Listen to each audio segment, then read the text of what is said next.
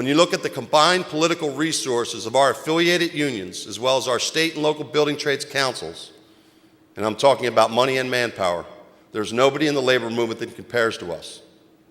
Now, that size and strength doesn't amount to much if we're not being smart and more strategic in the terms of how we leverage and apply those resources. We're not running a charity, brothers and sisters. Our political support must be tied to outcomes. And oh, by the way, it's always worth noting to public officials that our apprenticeship and training programs, which provide earn-while-you-learn opportunities, are funded to the tune of over $1 billion a year in private contributions by our members and our contractors. No taxpayer money is involved. One of the most important organizations in this effort will be the Oil and Natural Gas Industry Labor Management Committee, which is made up of business and labor groups and is chaired by President McGarvey. The Labor Management Committee is working to channel our cooperation and collaboration to unleash new opportunities for the American worker. One of the areas where we have seen the most consequential dialogue and ongoing action has been on improving job training programs. As all of you well know, the building trades unions jointly operate approximately 1,500 training centers. These centers and their apprenticeship programs are a national training infrastructure that can help meet short, medium, and long-term workforce needs.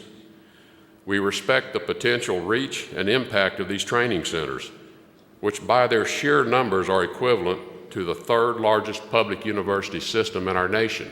I want to thank you for your support, and I get some grief on this sometimes from my fellow Democrats, but I want to thank you for your support for Keystone, because we've got to make sure that we have energy policies in this country that are all of the above, so that America and North America becomes an energy exporter, not reliant upon energy that comes from folks who wish us harm, particularly out of the Middle East. I support the Keystone pipeline because there's going to be a lot of good construction jobs that go with that. We're going to be less dependent on foreign oil coming from the Mideast. We're going to be getting oil from our friends and allies and not buying oil from people that don't like us. It's the safest way to transport oil through a pipeline. Well, you know, I think if you look back to the history of the pipelines that are in the ground now, if the environmentalists really wanted to do their due diligence about safety issues, we got plenty of old lines that need to be dug up and replaced. But I think the safety of this particular line speaks for itself. I think this is definitely satisfies all the needs of the American people, and it's been proven in the studies that have been done so far. We have families that are in need of work, and we have businesses that are in need of energy. And we hope that we can put politics aside and get our infrastructure and jobs created as quick as possible. And then we do upgrade training and safety training, hot dig training, and it's all about having trained, qualified people out there to do it safely and efficiently. So it's very extensive. Dentist doesn't work on the same tooth every day. It's a temporary job. A lawyer doesn't try the same case every day. He tries different ones. So, you know, a congressman doesn't work on the same bill their whole career. Everybody's job's temporary. Mine, yours, everybody's. So construction workers, a temporary job is this project. When he's done with that project, he goes to the next project. It's still a career. It is now time to build the Keystone XL pipeline, and let's get on to rebuilding the middle class in these United States through our natural resources and become a net exporter of our gas and oil finds and reserves across this world. And as me and Jack like to say, reestablish that floor under the middle class and start to hang those ladders of opportunity through these opportunities in this sector to pull people up in the middle class, because at the end of the day, that's what this is all about. What's taking place in the United States today from an energy equation is the largest infrastructure opportunity we've had in the history of our country.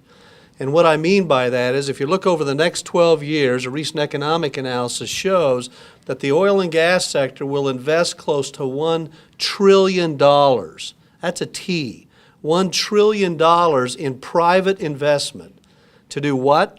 To move the energy that we need as a nation and to provide for the opportunities for men and women here in this country to have these good paying jobs, to take care of their families, and to plan for their future. People talk about temporary jobs. Well, let me give you a list of a couple of temporary jobs. the Washington Monument, the Lincoln Monument, and the Freedom Tower up in New York. These are all temporary jobs that building tradespeople have put together, and they've done it safely. But just to talk about the pipeline, this is something that will be done safely through all the states that it will run through.